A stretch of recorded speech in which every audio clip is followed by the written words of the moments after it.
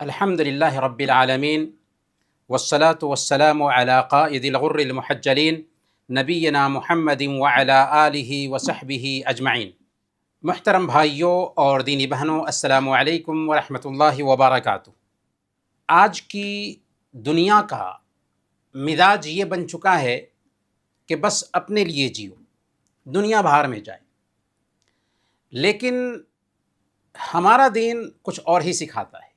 آج کا جو سلیبس ہے اس کو بھی دیکھیں، ایجوکیشن سسٹم کو دیکھیں تو وہ بھی بچوں کو یہی تربیت دیتا ہے کہ صرف اپنا سوچو، اپنے فائدے پر دھیان دو، ہمارا فائدہ ہونا چاہیے، ہمارا پیٹ بھرنا چاہیے، ہماری ضرورت پوری ہونی چاہیے۔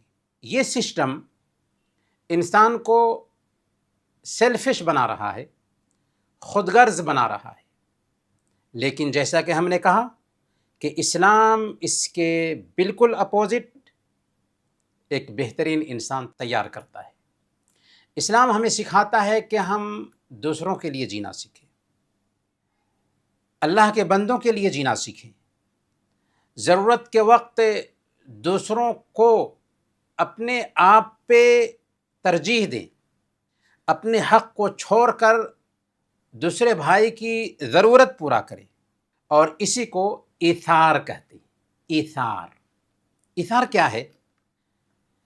ابن العربی رحمۃ اللہ علیہ احکام القرآن میں ایثار کی تعریف کرتے ہوئے لکھتے ہیں: الایثار هو تقدیم الغیر علی النفس فی حدودها الدنیویہ رغبۃ فی الحدود الدینیہ۔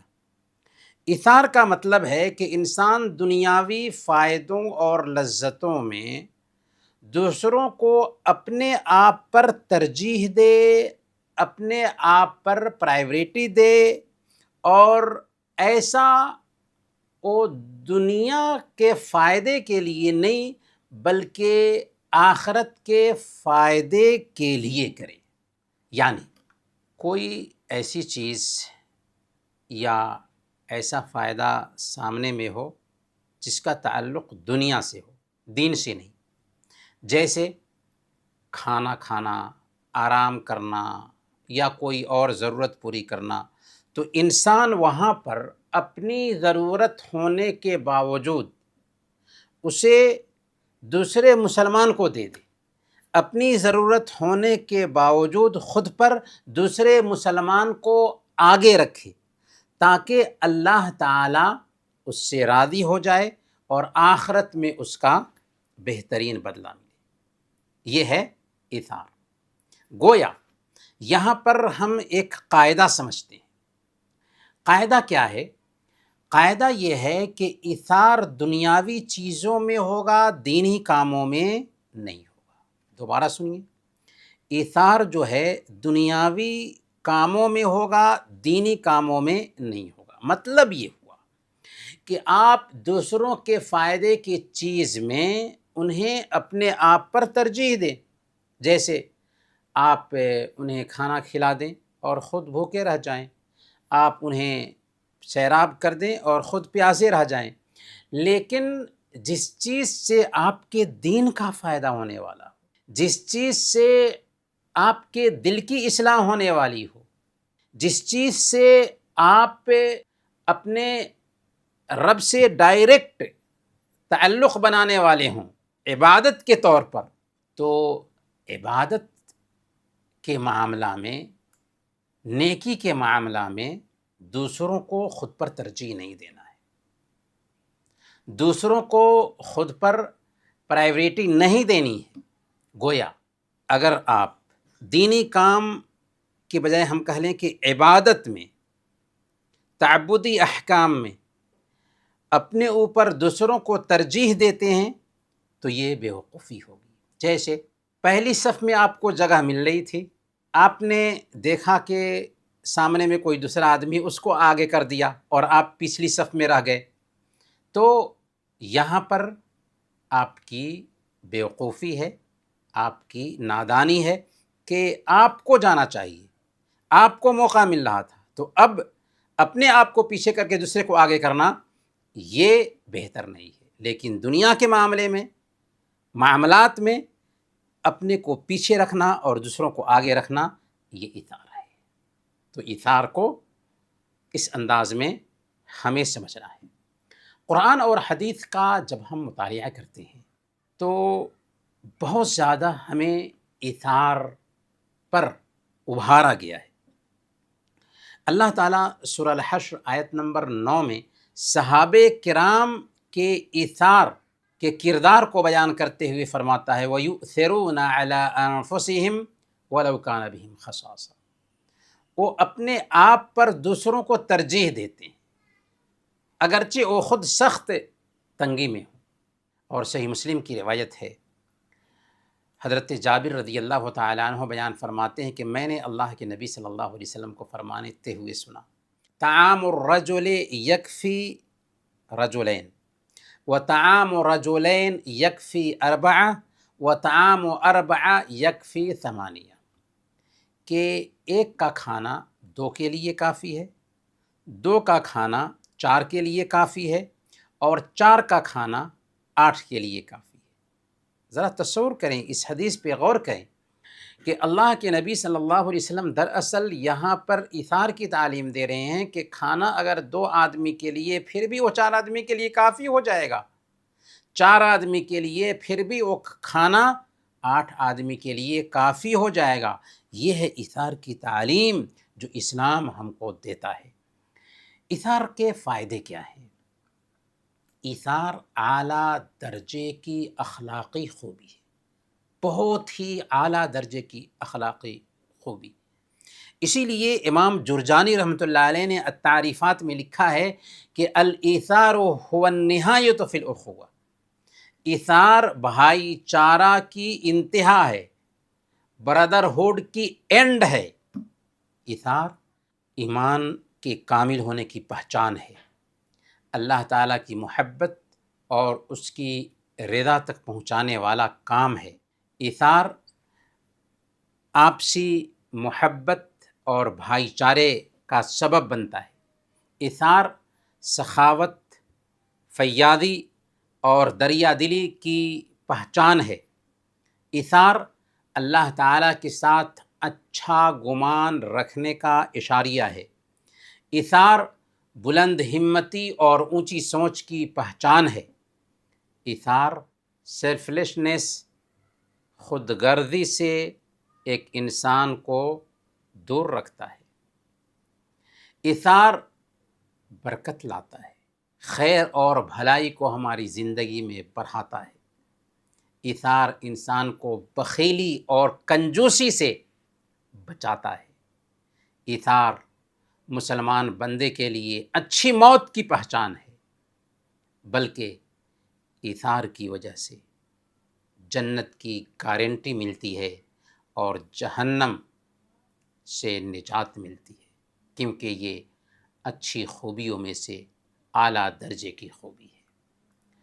ایثار کی 2 قسمیں ہوتی ہیں، اللہ کے ساتھ ایثار اور بندوں کے ساتھ ایثار۔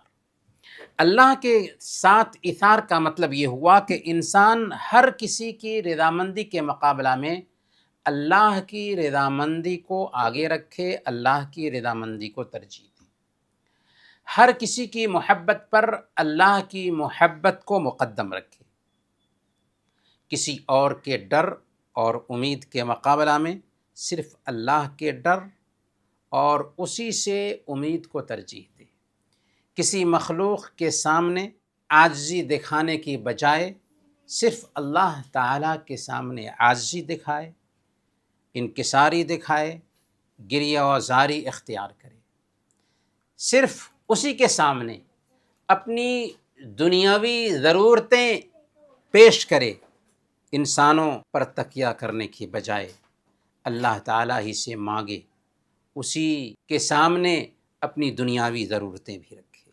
یہ دراصل اللہ کے ساتھ ایثار ہے۔ بندوں کے ساتھ ایثار کیا ہے؟ اس کی بھی 2 قسمیں ہیں۔ ایک فطری ایثار ہے جس کو نیچرل ایثار کہتے ہیں، اور ایک ایمانی ایثار ہے۔ فطری ایثار کیا ہے؟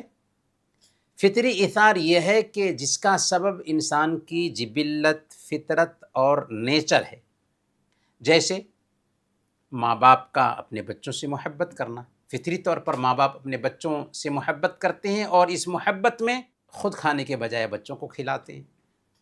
ایک محبت کرنے والے کا دوسرے کے ساتھ ایثار کہ خود فائدہ اٹھانے کے بجائے اپنے محبوب کو فائدہ پہنچاتا ہے۔ چنانچہ صحیح مسلم کی روایت ہے، حضرت عائشہ صدیقہ رضی اللہ تعالیٰ عنہ بیان فرماتی ہیں کہ میرے پاس ایک مسکین عورت آئی جس نے اپنی 2 بیٹیوں کو اٹھا رکھا تھا۔ میں نے اسے 3 کھجوریں کھانے کو دی۔ اس نے اپنی 2 بیٹیوں کو ایک ایک کھجور دے دی اور تیسری کھجور خود کھانے کے لیے منہ کی طرف اٹھائی تو اس کی بیٹیوں نے وہ کھجور بھی مان لیا۔ چنانچہ اس عورت نے وہ کھجور بھی آدھا آدھا کر کے اپنی بیٹیوں کو کھلا دیا۔ مجھے اس کا انداز بہت پسند آیا۔ کون کہہ رہی ہیں؟ عائشہ صدیقہ رضی اللہ تعالی عنہ کہہ رہی ہیں، میں نے اللہ کے نبی صلی اللہ علیہ وسلم کے آنے کے بعد آپ سے اس کا ذکر کیا تو آپ نے فرمایا ان اللہ قد اوجب لها الجنہ او اعتقها بها من النار۔ اللہ تعالیٰ نے اس عمل کی وجہ سے اس عورت کے لیے جنت واجب کر دی یا اسے جہنم سے آزاد کر دیا۔ سبحان اللہ۔ تو اس ایثار کی اصل وجہ ایک ماں کی اپنے بیٹوں اور بیٹیوں سے محبت اور طلب تھی۔ ایثار کی جو دوسری قسم ہے وہ ہے ایمانی ایثار۔ یہ وہ ایثار ہے جس کا اصل سبب ایمان بنتا ہے، یعنی اپنے نفس کی خواہش اور لذت کو قربان کر کے دوسروں کو بھلائی پہنچانا رب کو راضی کرنے کے لیے۔ اور ایثار کی مختلف شکلیں بھی بنتی ہیں، مختلف صورتیں بھی بنتی ہیں، جیسے مال کے ذریعہ ایثار۔ آپ کو مال کی ضرورت ہے، اس کے باوجود بھی آپ دوسرے مسلمان پر اپنا مال خرچ کریں۔ مثال کے طور پر آپ نے ایک زمانہ سے پیسے جمع کیا تھا کہ ایک بائک خریدیں، کوئی ضروری کام کریں، لیکن اچانک آپ کو پتہ چلا کہ آپ کا پڑوسی مجبوری کی وجہ سے روم کا کرایہ نہیں دے پا رہا ہے۔ آپ نے اپنا وہ مال، حالانکہ آپ کو ضرورت تھی کوئی کام کرنے کی، وہ مال اس کے کرایہ میں دے دیتے ہیں۔ تو یہ مال کا ایثار ہے جو اعلیٰ درجے کی نیکی ہے۔ کھانے پینے میں بھی ایثار ہوگا۔ خود بھوکا پیاسا رہ کر کے دوسروں کو کھانا پینا پیش کر دینا۔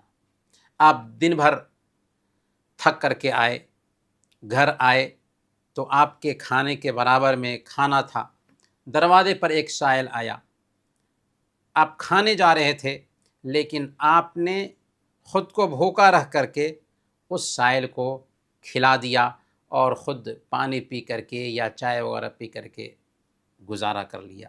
یہ کھانے کا ایثار ہے۔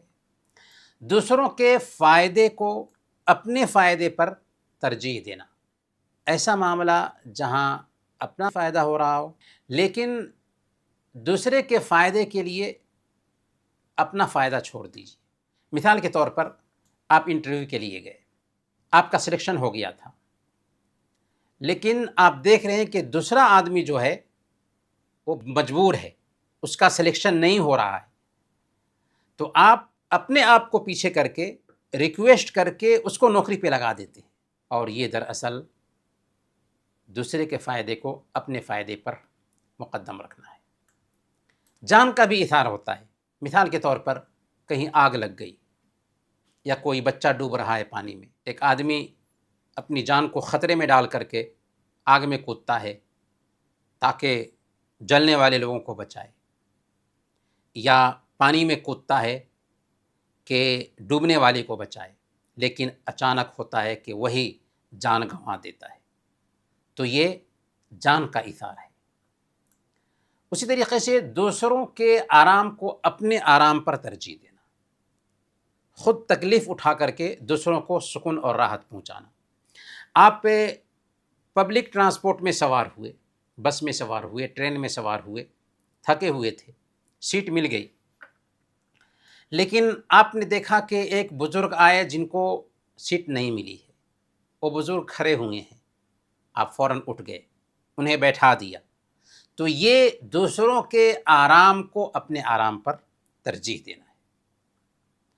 امام ابن الجوزی رحمۃ اللہ علیہ نے التبصرہ میں یہ واقعہ لکھا ہے. ابراہیم بن ادہم رحمۃ اللہ علیہ ایک سفر پر نکلے، ان کے ساتھ ان کے 3 ساتھی تھے. راستے میں ایک ایسے علاقے میں جہاں دور دور تک آبادی نہیں تھی، ایک مسجد میں داخل ہوئے. بہت زیادہ ٹھنڈی تھی اور مسجد میں دروازہ بھی نہیں تھا. جب سب لوگ سو گئے تو ابراہیم بن ادہم کھڑے ہو گئے دروازے کے سامنے اور صبح تک دروازے پر کھڑے رہے سردی کو روکنے کے لیے.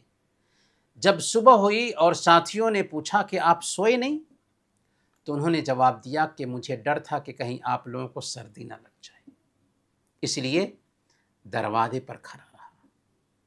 تو اپنے ساتھیوں کے آرام کی خاطر اپنے آرام کو قربان کیا ابراہیم بن ادہم رحمۃ اللہ علیہ نے. ایثار کی ایک شکل یہ بھی ہے کہ والدین اپنے بچوں کے لیے ایثار کریں، اور اس کی موٹی سی مثال ہم نے ابھی سنی ہے کہ اپنی خواہشات کو مار کر بچوں کی خواہشات پوری کرنا، یہ ایثار کا اعلیٰ درجہ ہے جسے ہم ہر گھر میں دیکھتے ہیں. دینی بھائیوں اور بہنوں، آج کی گفتگو میں ہم دیکھیں گے کہ مسلمانوں نے ایثار کی اس تعلیم کو کیسے اپنی زندگی میں جگہ دیا تھا اور ایک آئیڈیل سوسائٹی بنانے میں کیسے کامیابی حاصل کی تھی، تاکہ ہم بھی اپنی زندگی میں اس نمونے کو، اس اچھی خوبی کو اپنی زندگی میں اتار سکیں. سب سے پہلے پیارے نبی صلی اللہ علیہ وسلم کا ایثار دیکھتے ہیں. پیارے نبی صلی اللہ علیہ وسلم ہم سب کے لیے آئیڈیل ہیں، رول ماڈل ہیں، اور اگر ہم سے پوچھا جائے کہ تمہارا آئیڈیل کون، تو نہ ہمارا ٹیچر آئیڈیل ہو سکتا ہے، نہ ہمارے ماں باپ آئیڈیل ہو سکتے ہیں، نہ کوئی آئیڈیل ہو سکتا ہے. ہمارا آئیڈیل ہو سکتا ہے تو صرف محمد رسول اللہ صلی اللہ علیہ وسلم ہو سکتے ہیں. اللہ نے فرمائے سورہ الاحزاب آیت نمبر 21، لقد کان لکم فی رسول اللہ اسوۃ حسنہ لمن کان یرجو اللہ والیوم الآخر، کہ یقیناً تمہارے لیے اللہ کے نبی صلی اللہ علیہ وسلم کی ذات میں بہترین نمونہ ہے ہر اس شخص کے لیے جو اللہ اور آخرت کے دن پر ایمان رکھتا ہے. ہمارے نبی صلی اللہ علیہ وسلم کے ایثار کی بہت ساری مثالیں ہیں. صحیح بخاری کی روایت ہے، ایک عورت اللہ کے نبی صلی اللہ علیہ وسلم کے پاس آئی اور اس نے آپ کی خدمت میں ایک چادر پیش کیا. آپ کو ہدیہ کے طور پر یہ چادر دیا تھا. اللہ کے نبی صلی اللہ علیہ وسلم نے اسے قبول فرما لیا اور آپ کو اس کی ضرورت بھی تھی، چنانچہ آپ پہن کر کے باہر تشریف لائے. صحابہ میں سے ایک صحابی نے اسے آپ کے جسم پر دیکھا تو آپ سے گزارش کیا کہ اللہ کے نبی صلی اللہ علیہ وسلم یہ کتنی خوبصورت چادر ہے، مجھے پہنا دیجیے. چنانچہ اللہ کے نبی صلی اللہ علیہ وسلم نے کہا کہ ٹھیک ہے. چادر کو اتارا اور پھر اس آدمی کو دے دیا. جب اللہ کے نبی صلی اللہ علیہ وسلم وہاں سے ہٹتے ہیں تو صحابہ نے اس شخص کو ملامت کیا اور کہا کہ تم نے اچھا نہیں کیا، تم نے دیکھا کہ اللہ کے نبی صلی اللہ علیہ وسلم کو اس چادر کی ضرورت تھی، پھر بھی تم نے ان سے مانگ لیا. اس صحابی نے کہا کہ اللہ کی قسم میں نے اس کی برکت کی وجہ سے مانگی ہے، کیونکہ اللہ کے نبی صلی اللہ علیہ وسلم نے اس کو اپنے جسم مبارک سے لگا لیا تھا کہ تاکہ اسی میں مجھے کفنایا جائے. بالآخر اسی میں ان کو کفنایا بھی گیا. تو یہاں اللہ کے نبی صلی اللہ علیہ وسلم کا ایثار دیکھیں کہ خود ضرورت ہے، اس کے باوجود بھی آپ سے چادر مانگی جاتی ہے، آپ اسے حوالے کر دیتے ہیں. صحیح بخاری کی روایت ہے، غزوہ احد کے موقع سے اللہ کے نبی صلی اللہ علیہ وسلم صحابہ کرام کے ساتھ خندق کھود رہے ہیں. حضرت جابر رضی اللہ تعالیٰ عنہ دیکھتے ہیں کہ بھوک کی وجہ سے اللہ کے نبی صلی اللہ علیہ وسلم نے اپنے پیٹ مبارک پر پتھر باندھ رکھا ہے. چنانچہ وہ گھر جاتے ہیں، اپنی بیوی سے ماجرا سناتے ہیں. ان کے پاس تھوڑی سی جو تھی، ایک بکری کا بچہ تھا، انہوں نے بچے کو ذبح کیا اور ان کی بیوی نے روٹی پکائی. پھر اللہ کے نبی صلی اللہ علیہ وسلم کے پاس آ کر کے گزارش کرتے ہیں کہ یا رسول اللہ ہلکا سا کھانا تیار کیا ہے، آپ کچھ ساتھیوں کو لے کر کے تشریف لائیے ہمارے گھر۔ چنانچہ اللہ کے نبی صلی اللہ علیہ وسلم بلند آواز سے کہتے ہیں اے خندق والو اٹھو، چنانچہ سارے مہاجرین اور انصار اٹھ کھڑے ہوئے، جابر رضی اللہ تعالیٰ عنہ کے گھر آ گئے۔ اب پریشان ہیں شوہر بیوی، لیکن یہ تو رسول اللہ صلی اللہ علیہ وسلم کا حکم ہے۔ چنانچہ اللہ کے نبی صلی اللہ علیہ وسلم روٹی توڑنے لگے اور اس پر گوشت رکھنے لگے، ہانڈی سے گوشت نکالتے تھے اور روٹی کے ساتھ کھانے کے لیے دیتے تھے۔ صحابہ کے قریب کرتے جاتے تھے، مسلسل روٹی توڑتے جاتے، سالن نکالتے جاتے اور دیتے جاتے، یہاں تک کہ سارے صحابہ نے پیٹ بھر کر کے کھا لیا، اس کے باوجود بھی کھانا بچ گیا۔ تو یہ اللہ کے نبی صلی اللہ علیہ وسلم کا ایثار تھا اور اللہ کے نبی صلی اللہ علیہ وسلم کا معجزہ بھی تھا۔ ایسے بہت سارے واقعات ہیں صحابہ کی زندگی میں، ایثار کے کچھ نمونے ہم دیکھتے ہیں۔ حضرت ابوبکر صدیق رضی اللہ تعالیٰ عنہ کو دیکھیے۔ حضرت ابوبکر صدیق رضی اللہ تعالیٰ عنہ اسلام لائے تو ان کے پاس 40,000 درہم یا دینار تھا۔ انہوں نے وہ سارا کا سارا مال اللہ کے راستے میں خرچ کر دیا، بہت سارے غلاموں کو انہوں نے آزاد کر کے ان کو آرام پہنچایا، کیونکہ غلام ہونے کی وجہ سے ان کو تکلیف دی جا رہی تھی، ستایا جا رہا تھا۔ مسند احمد کی روایت ہے، حضرت ابو ہریرہ رضی اللہ تعالیٰ عنہ فرماتے ہیں کہ اللہ کے نبی صلی اللہ علیہ وسلم نے فرمایا کہ مجھے کبھی کسی کے مال نے اتنا فائدہ نہیں پہنچایا جتنا مجھے ابوبکر کے مال نے فائدہ پہنچایا۔ اللہ کے نبی صلی اللہ علیہ وسلم دراصل حضرت ابوبکر صدیق رضی اللہ تعالیٰ عنہ کی ایثار کی تعریف کر رہے ہیں، اعتراف کر رہے ہیں کہ جتنا مجھے ابوبکر کے مال نے فائدہ پہنچایا ہے اتنا کسی کے مال نے فائدہ نہیں پہنچایا۔ غزوہ تبوک کے موقع سے دیکھیے، جب اللہ کے نبی صلی اللہ علیہ وسلم اس غزوے میں صحابہ کو صدقات و خیرات پر ابھارتے ہیں تو حضرت ابوبکر صدیق رضی اللہ تعالیٰ عنہ کا دل دیکھیے کہ گھر میں جو کچھ تھا لا کر اللہ کے نبی صلی اللہ علیہ وسلم کی خدمت میں پیش کر دیا۔ پوچھا اللہ کے نبی صلی اللہ علیہ وسلم نے کہ اپنے گھر والوں کے لیے کچھ چھوڑے ہو؟ انہوں نے کہا اللہ اور اس کے رسول کو چھوڑا ہے، صدیق کے لیے ہے خدا کا رسول بس۔ حضرت ابو طلحہ رضی اللہ تعالی عنہ کے ایثار اور قربانی کو دیکھیے۔ صحیح بخاری کی روایت ہے، ایک شخص اللہ کے نبی صلی اللہ علیہ وسلم کی خدمت میں آتا ہے اور عرض کرتا ہے کہ اے اللہ کے نبی صلی اللہ علیہ وسلم میں بھوکا ہوں اور تکان سے ہوں۔ اللہ کے نبی صلی اللہ علیہ وسلم اپنی ازواج مطہرات، اپنی بیویوں کے گھر پیغام بھیجتے ہیں کہ کچھ ہے تو بھیجا جائے، لیکن رحمت عالم صلی اللہ علیہ وسلم کے گھر میں کچھ بھی کھانے پینے کے لیے نہیں ملتا ہے۔ تب اللہ کے نبی صلی اللہ علیہ وسلم اعلان کرتے ہیں کہ ہے کوئی جو آج کی رات میرے اس مہمان کی مہمان نوازی کرے۔ ایک انصاری صحابی حضرت ابو طلحہ رضی اللہ تعالیٰ عنہ کھڑے ہوتے ہیں اور کہتے ہیں یا رسول اللہ میں تیار ہوں۔ چنانچہ مہمان کو لیتے ہیں اور گھر جاتے ہیں، بیوی سے کہتے ہیں کہ یہ اللہ کے نبی صلی اللہ علیہ وسلم کے مہمان ہیں۔ بیوی نے کہا کہ ہمارے گھر میں تو بس بچوں کے کھانے کے لیے ہے اور کچھ نہیں ہے۔ ابو طلحہ رضی اللہ تعالیٰ عنہ مدینہ کے بہت بڑے مالدار انسان تھے، لیکن اس دن کا حال یہ ہے کہ گھر میں صرف بچوں کے کھانے کے لیے تھا۔ ابو طلحہ رضی اللہ تعالیٰ عنہ نے کہا کہ کوئی بات نہیں، بچوں کو بہلا پھسلا کر کے سلا دینا، اور جب مہمان آئے تو چراغ کو صحیح کرنے کے بہانے اسے بجھا دینا، اور آج کی رات ہم سب کے سب بھوکے پیٹ سو جائیں گے۔ چنانچہ ایسا ہی کیا۔ مہمان آتا ہے، کھانا چن دیا جاتا ہے، چراغ بجھا دی جاتی ہے اور مہمان کے ساتھ بیٹھ جاتے ہیں کھانے کے لیے، اعلیٰ کردار کا نمونہ پیش کرنے کے لیے، لیکن منہ میں لقمہ نہیں جا رہا ہے۔ مہمان پیٹ بھر کر کے کھا لیتا ہے۔ جب صبح میں اللہ کے نبی صلی اللہ علیہ وسلم کے پاس جاتے ہیں تو اللہ کے نبی صلی اللہ علیہ وسلم فرماتے ہیں کہ اللہ تعالیٰ فلاں اور فلانا دونوں میاں بیوی کے عمل کے حوالے سے فرماتے ہیں کہ اللہ تعالیٰ فلاں اور فلانا کے عمل پر بہت خوش ہوا یا ہنسا، اور پھر اللہ رب العالمین نے یہ آیت کریمہ اتار دی، وَيُؤْثِرُونَ عَلَىٰ أَنفُسِهِمْ وَلَوْ كَانَ بِهِمْ خَصَاصَةٌ، وہ دوسروں کو اپنے آپ پہ ترجیح دیتے ہیں چاہے وہ سخت بھوکے ہی کیوں نہ ہوں۔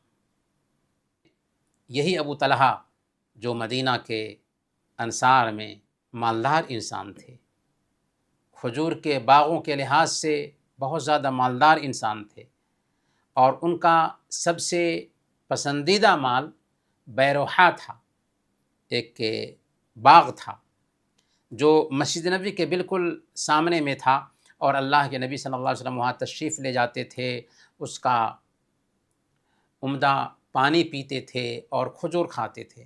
جب یہ آیت کریمہ اتری، لن تنالوا البر حتی تنفقوا مما تحبون، کہ تم ہرگز بھلائی نہیں پا سکتے، نیکی نہیں پا سکتے جب تک کہ اپنی پسندیدہ چیز خرچ نہ کرو۔ تو صحیح بخاری اور صحیح مسلم کی روایت میں آتا ہے، حضرت انس رضی اللہ تعالیٰ عنہ بیان فرماتے ہیں کہ ابو طلحہ رضی اللہ تعالیٰ عنہ اللہ کے نبی صلی اللہ علیہ وسلم کے پاس آئے اور عرض کیا کہ اے اللہ کے نبی صلی اللہ علیہ وسلم، اللہ تعالیٰ فرماتا ہے کہ تم اپنی پسندیدہ چیز خرچ کیے بغیر نیکی کو نہیں پا سکتے، اور میرا سب سے پسندیدہ مال جو ہے وہ بیروحا ہے، اور وہ اللہ کے لیے میں چاہتا ہوں کہ صدقہ کر دوں۔ اللہ کے نبی صلی اللہ علیہ وسلم نے کہا کہ ارے یہ تو بہت قیمتی مال ہے، یہ تو بہت قیمتی مال ہے، میں نے تمہاری بات سن لی ہے، میری رائے یہ ہے کہ اسے اپنے قریبی رشتہ داروں میں تقسیم کر دو۔ سبحان اللہ، کیا بات کہی جا رہی ہے! اپنے قریبی رشتہ داروں کو دے دینا بھی سب سے اعلیٰ درجے کا صدقہ ہے۔ ہم ڈھونڈتے ہیں باہر میں غریب کو، اور ہمارے آس پاس میں، ہمارے رشتہ داروں میں، ہمارے بھائیوں میں، ہماری بہنوں میں بہت سارے مجبور ہوتے ہیں۔ اللہ کے نبی صلی اللہ علیہ وسلم اپنے بھائیوں اور قریبی رشتہ داروں کو دینے کے لیے تاکید کر رہے ہیں کہ یہ سب سے بہتر درجے کا صدقہ ہوگا۔ حضرت ابو طلحہ رضی اللہ تعالیٰ عنہ نے عرض کیا کہ اللہ کے رسول صلی اللہ علیہ وسلم، میں ایسا ہی کروں گا۔ چنانچہ حضرت ابو طلحہ رضی اللہ تعالیٰ عنہ نے اسے اپنے رشتہ داروں اور چچا داد بھائیوں میں تقسیم کر دیا۔ تو یہ حضرت ابو طلحہ رضی اللہ تعالیٰ عنہ کا ایثار تھا۔ یہی ابو طلحہ رضی اللہ تعالیٰ عنہ ہیں، احد کا دن تھا، اللہ کے نبی صلی اللہ علیہ وسلم کفار کے نرغے میں آ گئے تھے۔ ابو طلحہ رضی اللہ تعالیٰ عنہ اللہ کے نبی صلی اللہ علیہ وسلم سے عرض کرتے ہیں کہ اے اللہ کے نبی صلی اللہ علیہ وسلم، میرے ماں باپ آپ پر قربان، آپ اوپر نہ جھانکیں، کہیں دشمن کا کوئی تیر آپ کو نہ لگ جائے، میرا سینہ آپ کے سینے کے سامنے میں ڈھال ہے۔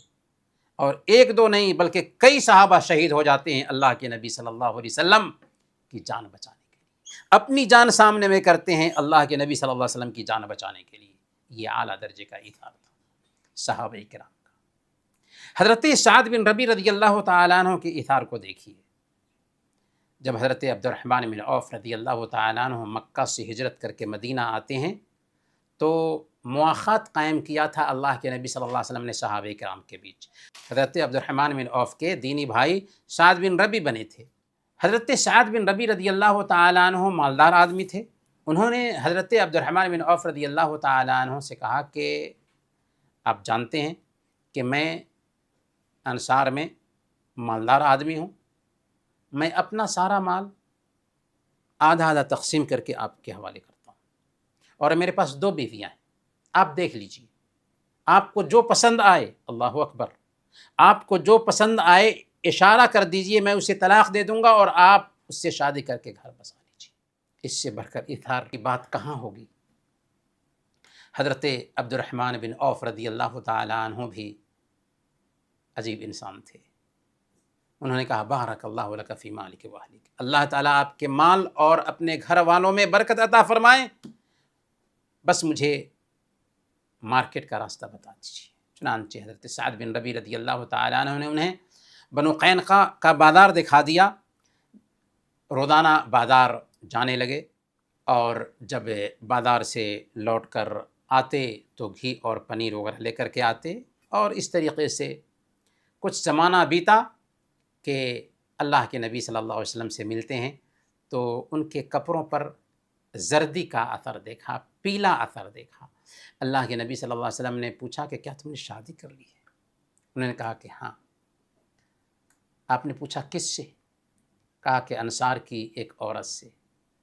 آپ نے کہا مہر کیا دیا؟ انہوں نے کہا کہ کھجور کی ایک گٹھلی کے برابر سونا دیا ہے۔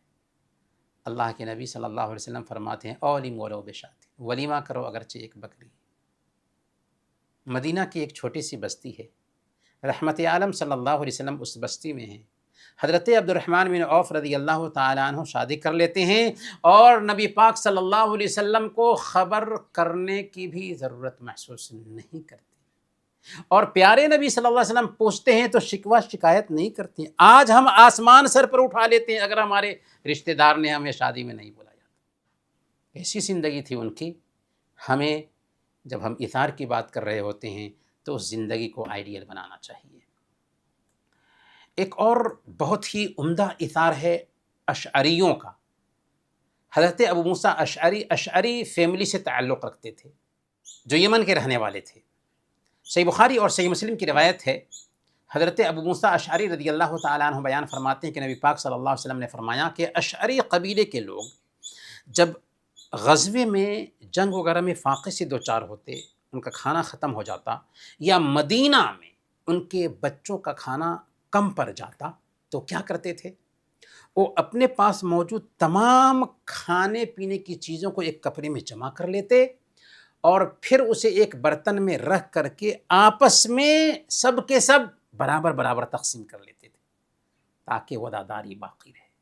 آج ہمارا حال یہ ہے کہ ہم پیٹ بھر کر کے کھاتے ہیں اور ہمارے بازو میں ہمارا پڑوسی بھوکے سوتا ہے اور ہمیں اس کی فکر نہیں ہوتی۔ اشعریوں کے اس کردار کو اللہ کے نبی صلی اللہ علیہ وسلم بیان کرتے ہوئے کہتے ہیں وہ مجھ سے ہیں اور میں ان سے ہوں۔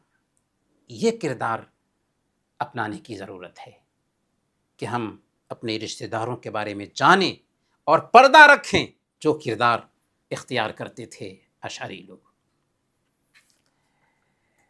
حضرت عائشہ رضی اللہ تعالی عنہ کی ایثار کو دیکھیے۔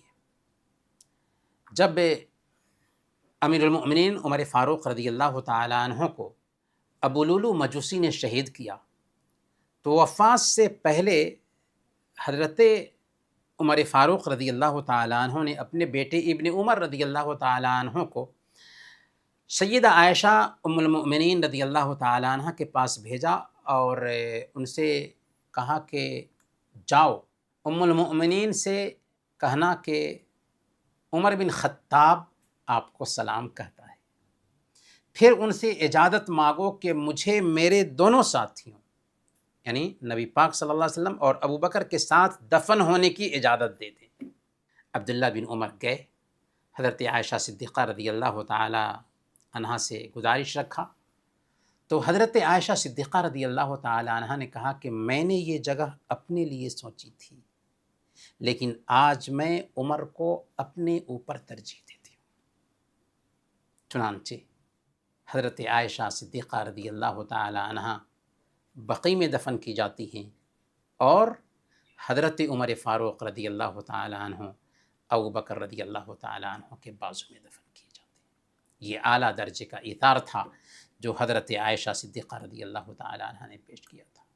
موطا امام مالک کی روایت ہے، حضرت عائشہ صدیقہ رضی اللہ تعالی عنہ کے پاس ایک مسکین آیا، اس دن وہ روزے سے تھی، ان کے گھر میں کھانے کے لیے صرف ایک روٹی تھی۔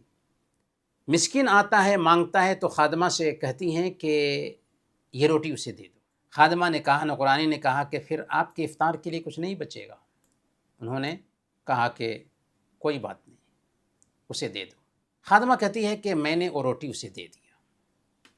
جب شام ہوئی تو کسی گھر والے یا کسی انسان نے ہمیں بکری کا پکا ہوا گوشت تحفے کے طور پر بھیجا، حالانکہ پہلے ایسے ہدیہ نہیں آتا تھا۔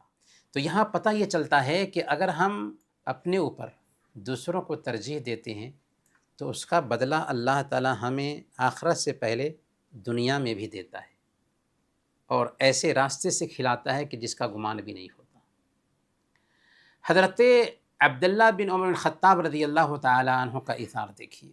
ابن عمر رضی اللہ تعالیٰ عنہ کے بارے میں نافع فرماتے ہیں، امام قرطبی نے اپنی تفسیر میں یہ واقعہ لکھا ہے کہ حضرت ابن عمر رضی اللہ تعالیٰ عنہ بیمار ہو گئے تو ان کا دل انگور کھانے کو چاہا، چنانچہ ان کے لیے 1 درہم میں انگور کا گچھا منگوایا۔ اسی دوران ایک مسکین آ گیا، اس نے سوال کیا، ابن عمر رضی اللہ تعالیٰ عنہ کہا کہ اسے یہ انگور کا گچھا ہے، چنانچہ خواہش کے باوجود خود انگور نہیں کھاتے ہیں اور سائر کو دے دیتے ہیں۔ امام ابو نعیم رحمۃ اللہ علیہ نے حلیۃ الاولیاء میں یہ واقعہ نقل کیا ہے کہ عمر بن خطاب رضی اللہ تعالیٰ عنہ جب امیر تھے، امیر المؤمنین تھے، تو 400 دینار لیتے ہیں اور ایک تھیلی میں ڈال کر کے اپنے غلام سے کہتے ہیں کہ یہ لے جا کر کے ابو عبیدہ بن جراح رضی اللہ تعالیٰ عنہ کو دے آؤ، اور تھوڑی دیر دینے کے بعد ان کے گھر رکنا اور دیکھنا کہ وہ اس مال کا 400 دینار کا کیا کرتے ہیں۔ چنانچہ غلام 400 دینار لے کر کے گیا اور حضرت ابو عبیدہ بن جراح رضی اللہ تعالیٰ عنہ سے عرض کیا کہ امیر المومنین فرما رہے ہیں کہ یہ لیجئے اور اس سے اپنی ضرورت پوری کیجئے۔ ابو عبیدہ نے کہا کہ اللہ ان پر فضل فرمائیں، اللہ ان پر رحم فرمائیں، دعا دی۔ پھر انہوں نے پکارا، اپنی خادمہ کو پکارا کہ آؤ یہ 7 دینار فلاں کو دے دو، یہ 5 دینار فلاں کو دے دو، یہ 5 دینار فلاں کو دے دو، یہاں تک کہ انہوں نے خادم کے سامنے ہی سب کچھ ختم کر دیا۔ غلام نے حضرت عمر فاروق رضی اللہ تعالیٰ عنہ کے پاس واپس آ کر سب کچھ بتا دیا۔ حضرت عمر فاروق رضی اللہ تعالیٰ عنہ نے اتنی ہی رقم 400 دینار معاذ بن جبل رضی اللہ تعالیٰ عنہ کے لیے بھی تیار رکھی تھی، اور غلام سے کہا کہ اب یہ 400 دینار معاذ کے پاس لے کر کے جاؤ اور تھوڑی دیر ان کے پاس بھی رکنا اور دیکھنا کہ وہ کیا کرتے ہیں۔ غلام آرڈر کے مطابق جاتا ہے، حضرت معاذ رضی اللہ تعالیٰ عنہ سے عرض کرتا ہے کہ امیر المؤمنین فرما رہے ہیں کہ یہ لیجئے اور اپنی ضرورت اس سے پوری کیجئے۔ حضرت معاذ رضی اللہ تعالیٰ عنہ نے بھی فرمایا کہ اللہ تعالیٰ ان پر رحم فرمائے اور ان کو بہترین بدلہ عطا فرمائے۔ پھر انہوں نے اپنی خادمہ سے کہا کہ فلاں کو اتنا دے آؤ، فلاں کو اتنا دے آؤ، فلاں کے گھر اتنا دے آؤ۔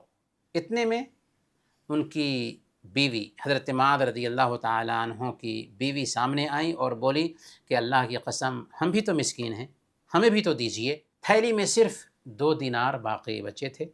معاذ رضی اللہ تعالیٰ عنہ نے اپنی بیوی کی طرف وہ تھیلی پھینک دیا۔ غلام نے آ کر کے حضرت عمر فاروق رضی اللہ تعالیٰ عنہ کو سارا قصہ بتایا تو حضرت عمر فاروق رضی اللہ تعالیٰ عنہ خوش ہوئے اور فرمایا کہ یہ سب آپس میں سگے بھائی ہیں، یہ سب آپس میں سگے بھائی ہیں، ایک دوسرے جیسے۔ جی ہاں، ایسے تھے صحابہ، خود محتاج ہو کر دوسروں کو کھلاتے تھے، خود مجبور ہو کر دوسروں کی ضرورت پوری کرتے تھے۔ ایک نہایت ہی اعلیٰ درجے کا ایثار حضرت ابو الدحداح رضی اللہ تعالیٰ عنہ نے پیش کیا تھا۔ مسند احمد کی روایت ہے، مدینہ میں ایک یتیم بچہ اپنے باغ کی دیوار قائم کر رہا تھا، لیکن دیوار سیدھی کرنے کے لیے ایک کھجور کا درخت تھا جو حائل ہو رہا تھا۔ بچہ یتیم تھا اور درخت کا مالک ذرا شریر تھا، ہو سکتا ہے وہ منافق رہا ہو۔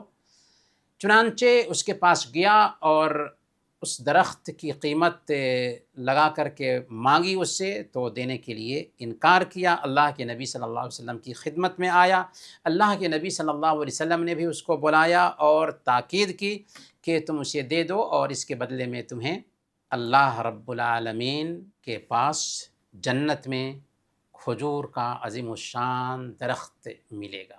لیکن اس شخص کی بدقسمتی دیکھیے کہ اس کے باوجود بھی وہ دینے کے لیے راضی نہیں ہوا، حضرت ابو الدحداح رضی اللہ تعالیٰ عنہ اسی مجلس میں موجود تھے، سب سن رہے تھے، دیکھ رہے تھے۔ عرض کیا، اے اللہ کے نبی صلی اللہ علیہ وسلم، اگر وہ درخت خرید کر کے اس یتیم بچے کو دے دوں تو کیا مجھے بھی جنت میں درخت ملے گا؟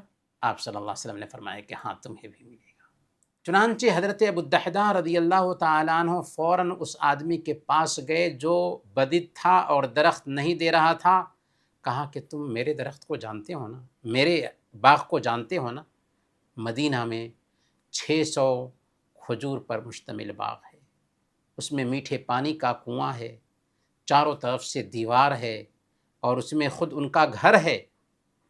اس نے کہا کہ آپ کا باغ کس سے چھپا رہ سکتا ہے؟ ابو الدحداح رضی اللہ تعالیٰ عنہ نے کہا، سنو، میں اپنا پورا باغ ایک درخت کے بدلے میں تجھے دیتا ہوں۔ وہ دنیا کے فائدے پر اچھل پڑا اور کہنے لگا، ٹھیک ہے، مجھے یہ سودا منظور ہے۔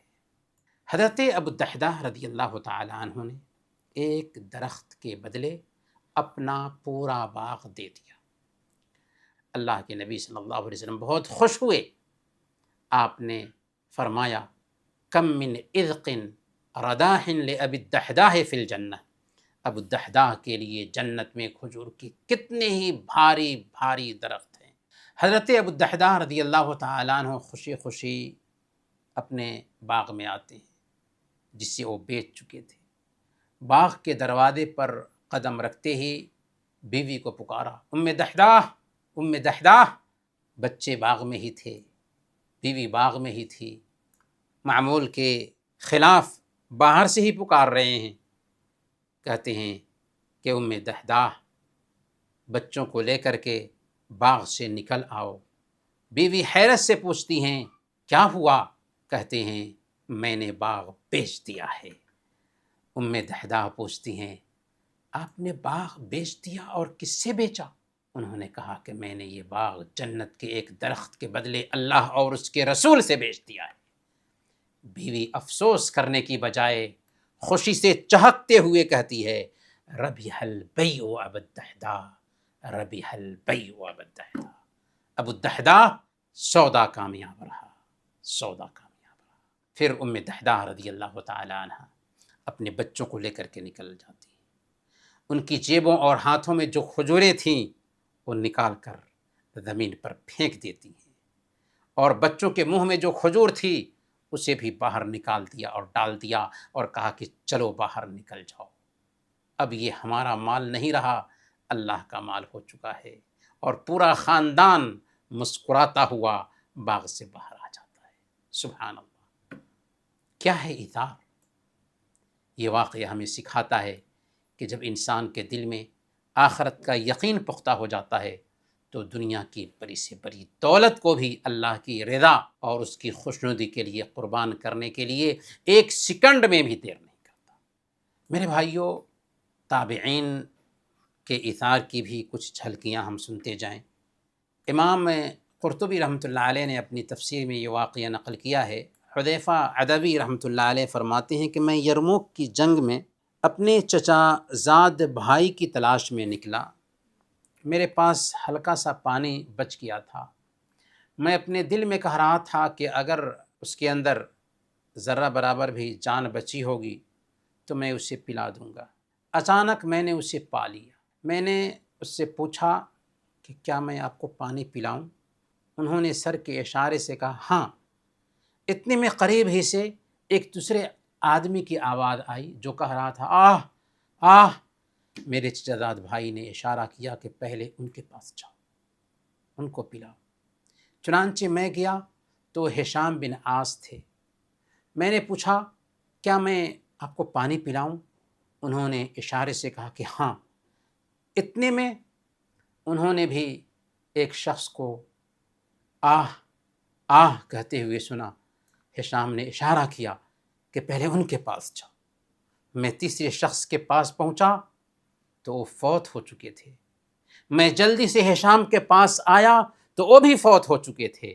پھر میں دوڑ کر کے اپنے چچا زاد بھائی کے پاس پہنچا تو وہ بھی فوت ہو چکے۔ ایثار ایسا کہ تینوں جان گنوا بیٹھتے ہیں اور تینوں میں سے کوئی بھی پانی نہیں پی۔ آخری واقعے پہ میں اپنی بات ختم کروں گا۔ امام قرطبی رحمۃ اللہ علیہ نے اپنی تفسیر میں اس واقعے کو بھی نقل کیا ہے۔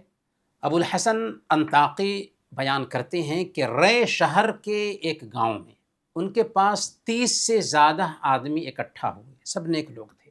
ان کے پاس گنتی کی کچھ روٹیاں تھیں، چند روٹیاں تھیں، اور سب کا پیٹ نہیں بھر سکتی تھی۔ چنانچہ ان سب نے کیا کیا، ان سب نے ان روٹیوں کے ٹکڑے کیے، چراغ بجھا دیا اور کھانے کے لیے بیٹھ گئے۔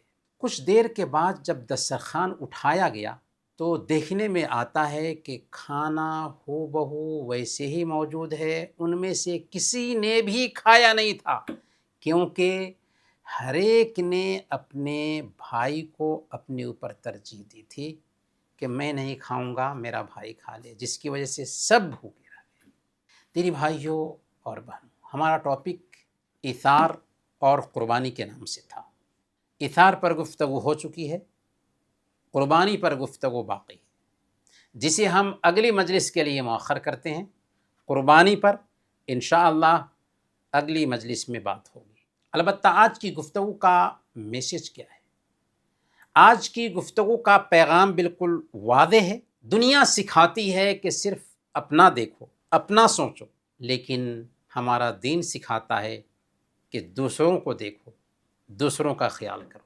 اس لیے آئیے پختہ ارادہ کرتے ہیں کہ ہم اپنی زندگیوں میں ایثار کو جگہ دیں گے، انسانوں کے کام آئیں گے، اپنے مسلمان بھائیوں کے دکھ درد کا ساتھی بنیں گے، ان کی ضرورت کو ترجیح دیں گے۔ اسی میں ہماری دنیا کی بھی عزت ہے، دنیا کی بھی بھلائی ہے، اور آخرت کی بھی کامیابی ہے۔ اللہ تعالی ہم سب کو اس کی توفیق عطا فرمائے، آمین۔ وصلی اللہ علی نبینا محمد وعلی آلہ وصحبہ اجمعین۔